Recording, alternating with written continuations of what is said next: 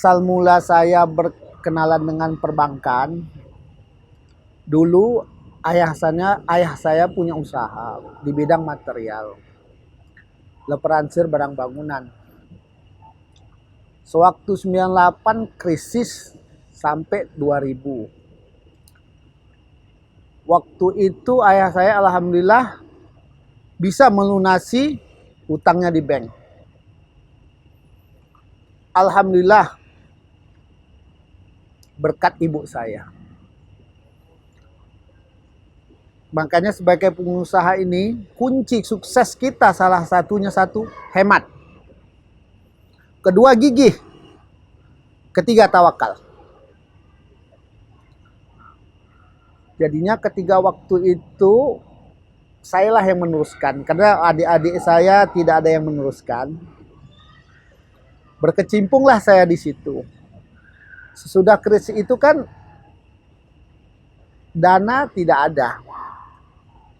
Istilahnya kas itu pas-pas saja. Pas-pas saja. Sementara saya waktu itu di umur masih muda kan kepingin maju. Dulu belum ada bank syariah. Dan krisis itu alhamdulillah kami bisa mengatasinya berkat Allah. Nah, jadinya saya minta kepada orang tua saya modal. Modal saya, orang tua saya sebenarnya tidak mau ngasih. Karena dia tahu itu riba. Dan bilang ke saya itu riba. Saya paham itu riba. Cuman saya waktu itu tidak ada pilihan. Karena saya untuk muter usaha, ya bagaimana gitu. Dulunya kan kita syariah belum ada misalnya pembiayaan. Ya alhamdulillah lah sekarang kita bersyukur syariah. Walaupun syariah itu masih ada titik lemahnya juga sih. Nah, jadinya setelah itu alhamdulillah waktu itu dapat, alhamdulillah. Awalnya saya di syariah dulu saya mau pinjam. Tapi dulu syariah itu terlalu banyak syarat-syaratnya. Jadi terakhir saya pindah ke bank konvensional. Alhamdulillah saya dapat. Cuman dari pengalaman ini saya ingin memberi saran dan sugesti. Setelah saya meminjam di bank itu memang dalam 2-3 tahun, 5 tahun itu oke. Tapi setelah masuk ke 6 ke 7 timbul masalah. Allah sentil saya. Yang saya pernah ditipu. Biasalah ya pengusaha itu rasanya kalau nggak menipu ditipu. Nah, itu pengusaha. Tapi saya tertipu. Memang bukan saya sih, itu orang istri saya. Tapi ya saya sebagai pemimpin, ya saya sih yang menanggulanginya, bukan saya. Tapi ya begitulah ketentuan hidup saya. Saya pun tidak mengapakan yang terjadi, tapi itu adalah ketentuan. Qada baik dan qada buruk. Oke. Setelah saya pinjam tahun ke-8 timbul masalah. Dan sekarang ini dalam 4-5 tahun ini ekonomi pun hancur. Bukan hancur sih, maksudnya mengalami stagnan. Kalau dulu di zaman era presiden sebelum 6%, sekarang tuh 5,1. Dan saya tanya ke teman-teman pun, ya agak penurunan. Ketemu saya dengan penggiat riba ini, alhamdulillah. Sekarang ini saya tinggalkan riba dan saya ingin mengajukan pembebasan bebas bunga, denda dan ongkos-ongkosnya. Sekarang ini saya dalam proses.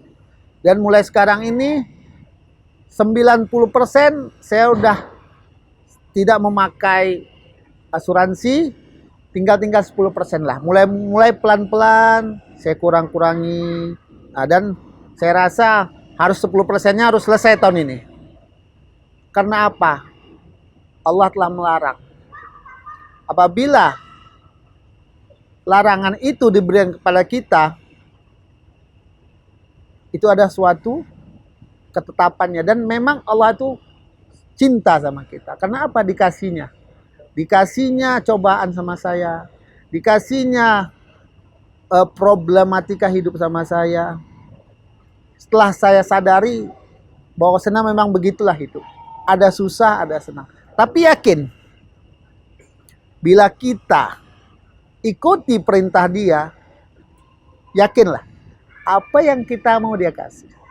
Kita ini sebagai hamba yang lemah.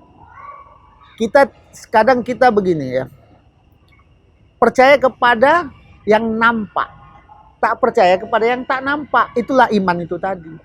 Yang kita tahu dulu, perbankanlah yang bisa menolong kita. Pada hakikatnya kan di diri kita itu kan ada kekuatan. Siapa yang menciptakan kita? Siapa yang menciptakan kita sebenarnya? Allah. Allah yang tahu hati kita. Allah tahu perbuatan kita. Kenapa kita tidak mengadu kepada yang maha kaya? Caranya gimana? Banyak bersedekah, tahajud, duha. Kan di situ ada pintu-pintu rezeki. Apabila kata Nabi,